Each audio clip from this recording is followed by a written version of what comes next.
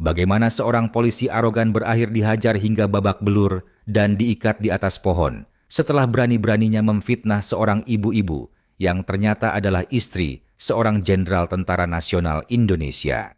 Sebelum kita mulai kisah ini, yuk sama-sama kita ketikkan sholawat di kolom komentar.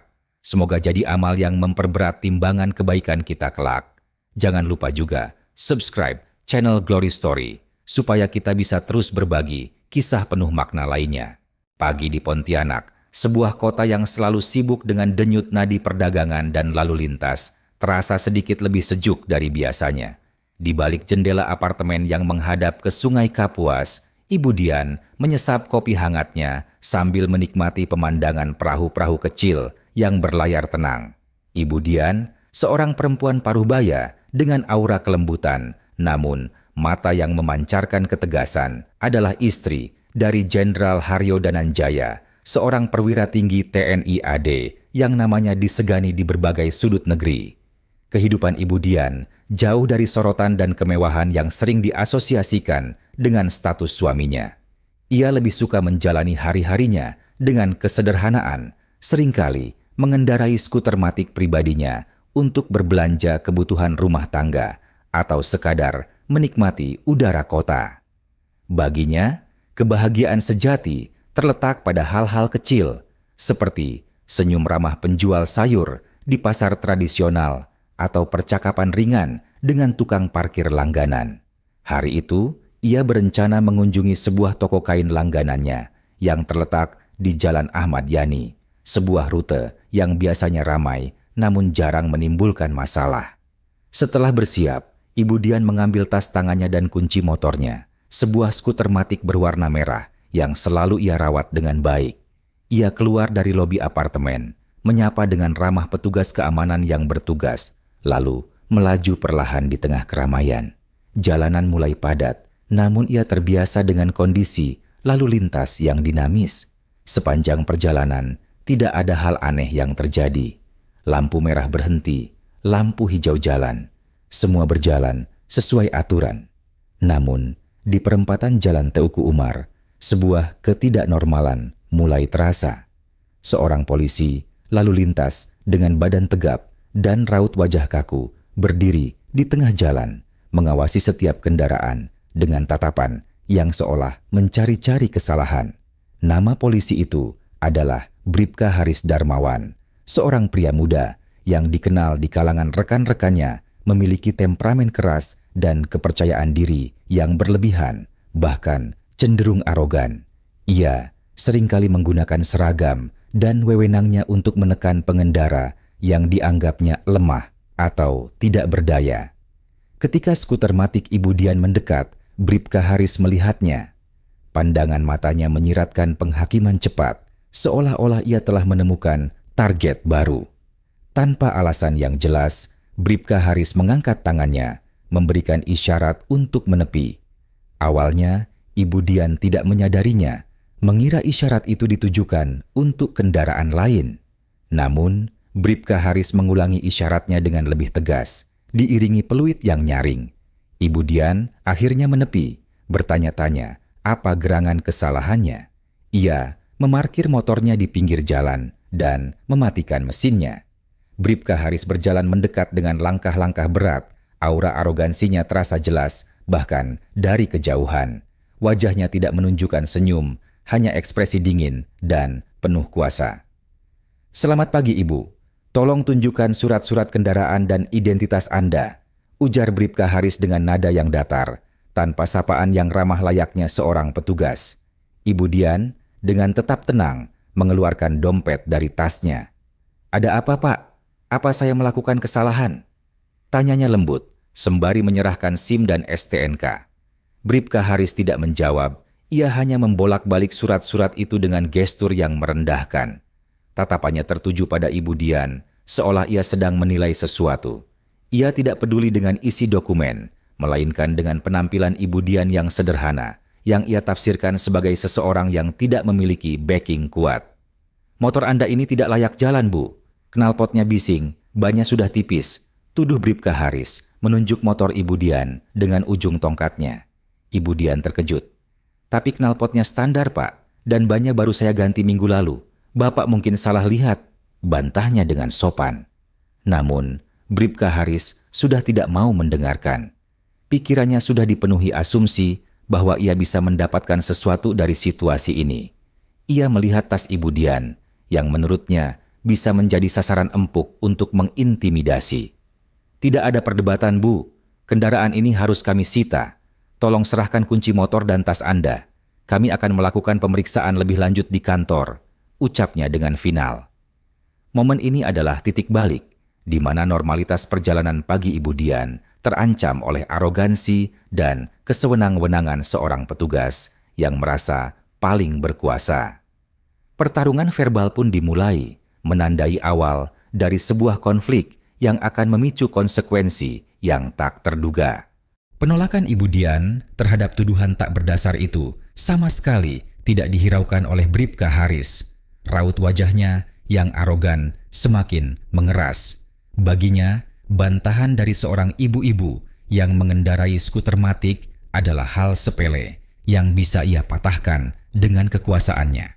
Di matanya, Ibu Dian hanyalah target yang sempurna, seseorang yang tidak akan berani melawan dan dengan mudah bisa ia intimidasi. Tidak ada salah atau benar di jalan ini, Bu. Yang ada hanya patuh atau kena sanksi, ujarnya dengan nada meremehkan, seolah kalimatnya adalah sebuah hukum yang tak terbantahkan. Serahkan kunci motor dan tasnya sekarang, atau saya akan tambahkan pasal pelanggaran perlawanan terhadap petugas. Ancaman itu membuat Ibu Dian menelan ludah. Hatinya bergetar, namun ia berusaha keras untuk tetap tenang.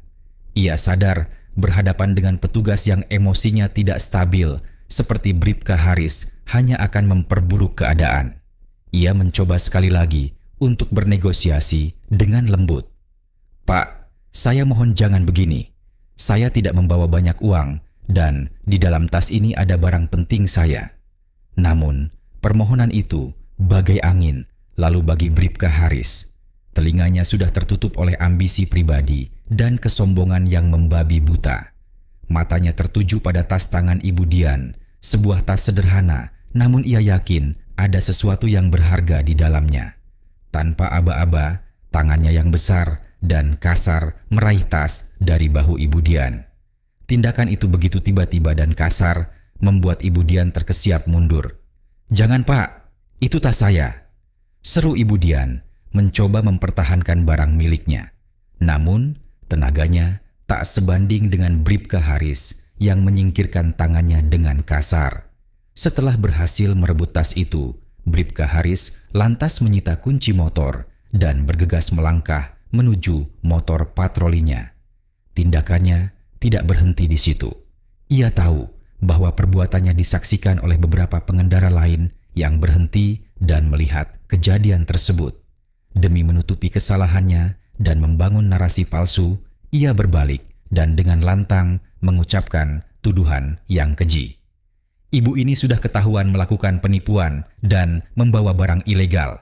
Makanya, tas dan motornya harus kami sita untuk penyelidikan. Jangan coba-coba melawan hukum, teriaknya, memastikan suaranya terdengar jelas oleh semua orang di sekitar. Fitnah itu bagaikan tamparan keras bagi Ibu Dian. Wajahnya memerah karena malu dan marah yang mendalam. Ia yang selama ini dikenal sebagai sosok yang dihormati, kini dituduh di depan umum oleh seorang petugas yang tidak tahu malu. Matanya berkaca-kaca, bukan karena air mata kesedihan, melainkan perihnya rasa dipermalukan. Ia merasa seolah harga dirinya telah diinjak-injak di hadapan khalayak ramai. Melihat Ibu Dian terdiam dan menunduk, Bribka Haris merasa menang. Ia tersenyum puas, sebuah seringai penuh arogansi. Ia melambaikan tangannya seolah-olah mengusir pengemis, menyuruh Ibu Dian untuk menyingkir dari hadapannya. Pada titik itulah, Ibu Dian merasakan titik nadirnya. Ia berdiri sendirian di pinggir jalan, tanpa motor, tanpa tas, dan dengan reputasinya yang tercemar oleh kebohongan. Ketidakadilan ini begitu nyata, begitu menyakitkan, dan ia tahu ia tidak bisa membiarkannya begitu saja. Pikirannya melayang pada suaminya Jenderal Haryo yang saat itu sedang berada di sebuah acara kenegaraan tidak jauh dari lokasi. Ibu Dian tahu suaminya adalah satu-satunya orang yang bisa mengembalikan keadilan dan membersihkan namanya dari fitnah keji ini. Dengan tangan gemetar, ia merogoh saku celananya, mencari ponsel yang untungnya masih tersimpan di sana. Ia tahu saat ini hanya ada satu nomor yang bisa ia hubungi. Penderitaannya harus diakhiri. Getaran kecil di saku celana Ibu Dian terasa seperti secercah harapan di tengah keputusasaan. Tangannya gemetar saat ia mengeluarkan ponselnya. Jari-jarinya menekan nomor kontak yang paling ia hafal di luar kepala. Di ujung sana, panggilan dijawab oleh suara yang familiar. Suara tegas namun penuh kasih yang selalu menjadi penenang baginya. Jenderal Haryo Dananjaya. "Halo sayang, ada apa?" tanya Jenderal Haryo. Suaranya terdengar dari ruang rapat yang dipenuhi dengan perwira tinggi lainnya. Ia sedang memimpin pertemuan penting di markas Komando Daerah Militer, Makodam, yang letaknya tak seberapa jauh dari tempat kejadian. Ibu Dian mencoba menahan isak tangis. "Mas Haryo, aku butuh bantuan," suaranya parau. "Aku di Jalan Teuku Umar. Tadi ada polisi. Dia menyita motorku, tas, dan memfitnahku di depan umum." Jenderal Haryo terdiam sejenak. Keheningan itu bukanlah tanda kebingungan, melainkan hening yang dalam dan berbahaya. Para perwira di ruangan itu bisa merasakan perubahan aura pada jenderal mereka. Dari seorang pemimpin yang tenang, kini ia memancarkan ketegangan yang pekat. Ia menoleh ke arah salah satu ajudannya, memberi isyarat dengan tatapan mata. "Tunggu di sana, jangan kemana-mana. Mas akan segera datang," ucap Jenderal Haryo.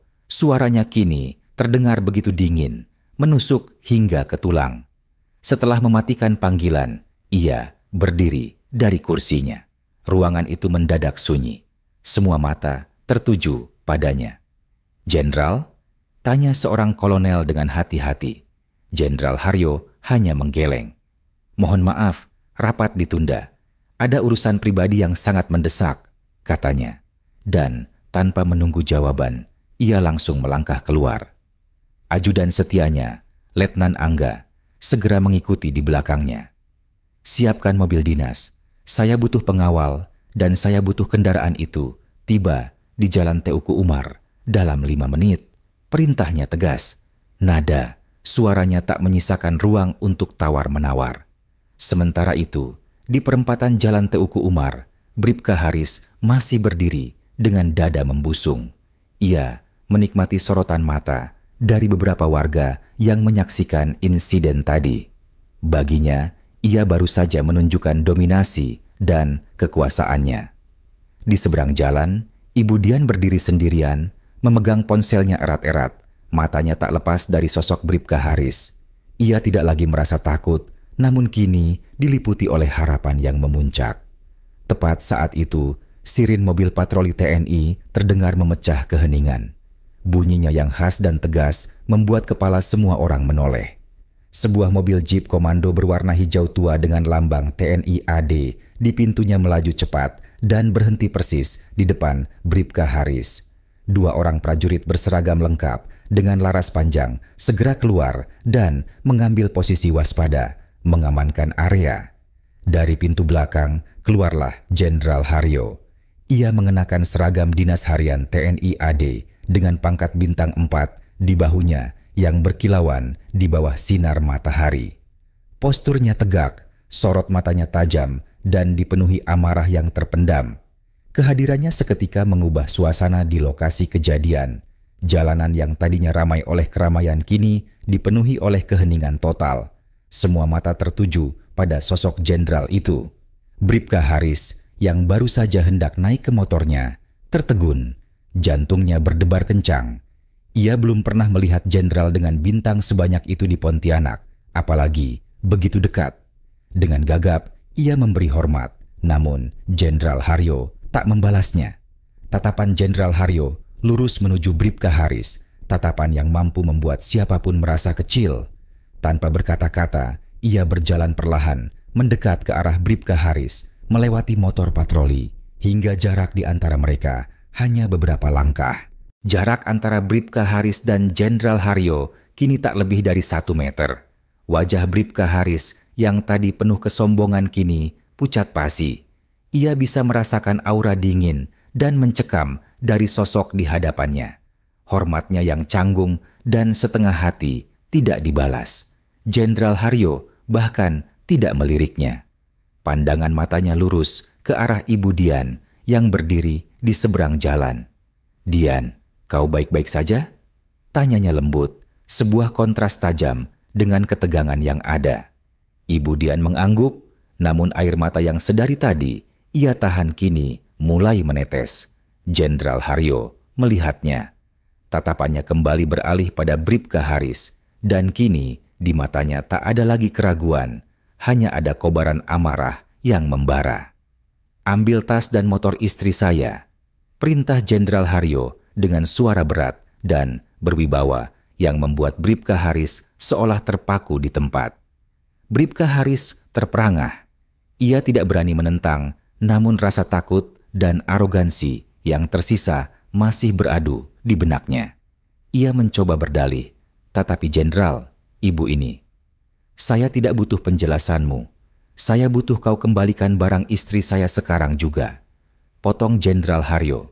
Suaranya naik 1 oktav, menggertak seperti guntur di langit yang cerah. Dengan tangan gemetar, Bribka Haris menyerahkan kunci motor dan tas tangan Ibu Dian. Ia melakukannya dengan gerakan kaku, seolah-olah seluruh ototnya membeku. Jenderal Haryo mengambil kedua barang itu tanpa ekspresi, lalu berjalan kembali ke arah istrinya. Ia menyerahkan tas itu, menggenggam tangan Ibu Dian sejenak untuk menenangkannya, lalu kembali menghampiri Bribka Haris. Momen itu menjadi titik balik bagi Bribka Haris. Ia menyadari siapa yang baru saja ia hadapi. Kekuasaannya, seragamnya, dan arogansinya seolah menguap menjadi abu. Jenderal Haryo adalah sosok yang tak tertandingi di daerah itu, bahkan mungkin di seluruh negeri. Kekuasaan yang ia miliki selama ini hanyalah debu di hadapan seorang jenderal bintang 4. "Kamu pikir seragam ini memberimu hak untuk berbuat sewenang-wenang? Kamu memfitnah istri saya, mempermalukannya di depan umum," tanya Jenderal Haryo, suaranya rendah dan penuh ancaman. Bribka Haris tidak bisa berkata-kata. Ia hanya menundukkan kepalanya, tubuhnya gemetar ketakutan.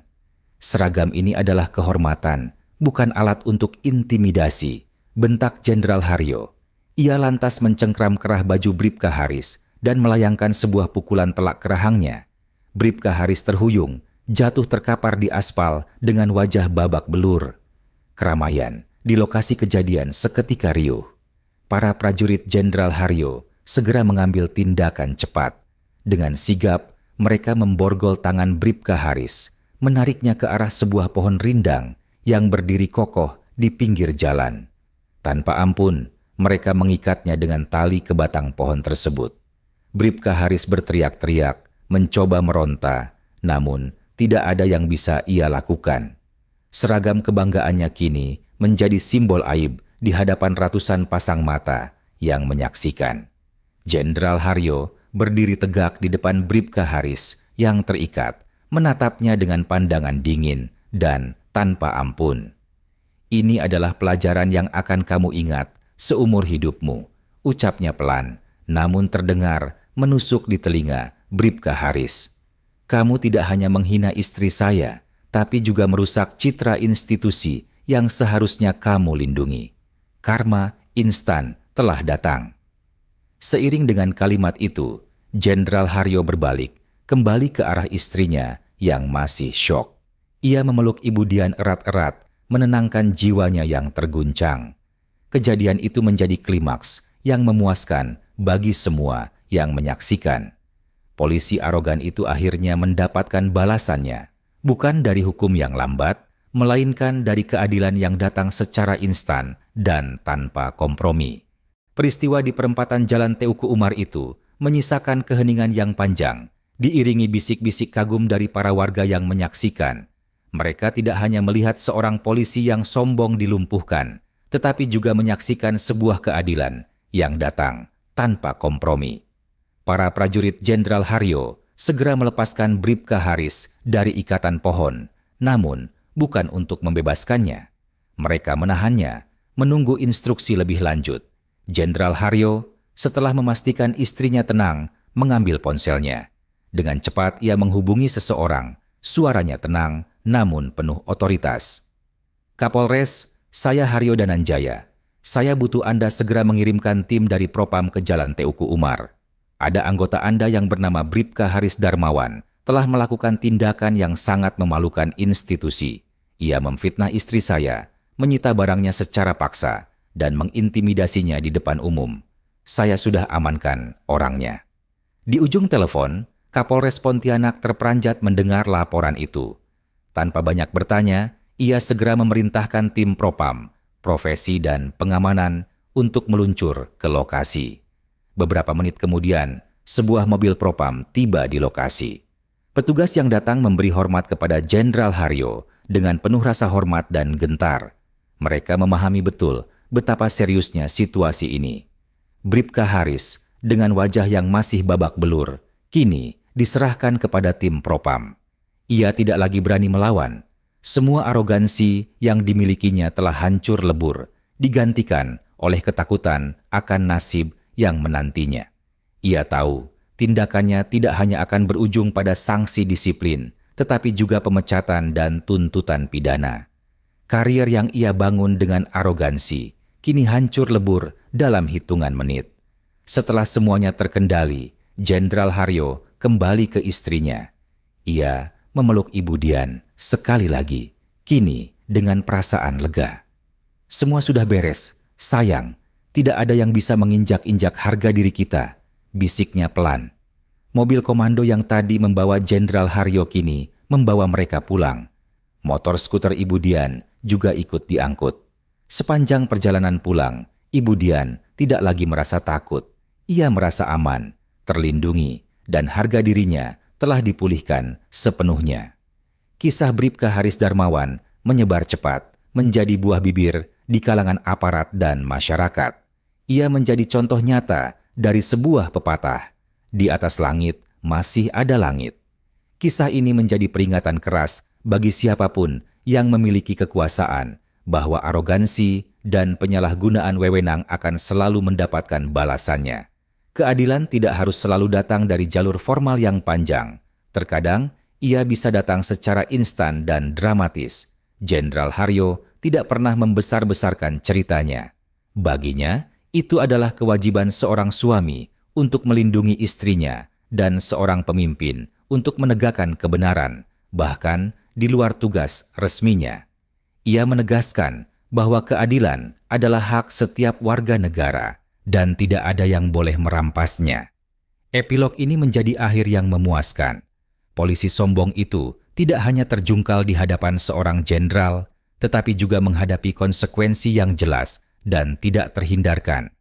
Arogansi bertemu dengan pembalasan yang setimpal, dan keadilan ditegakkan dengan cara yang tak terlupakan.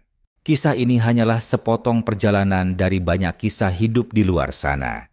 Ambillah yang baik, tinggalkan yang buruk. Dan kalau teman-teman ingin terus menyelami kisah-kisah luar biasa lainnya, jangan lupa untuk subscribe channel Glory Story.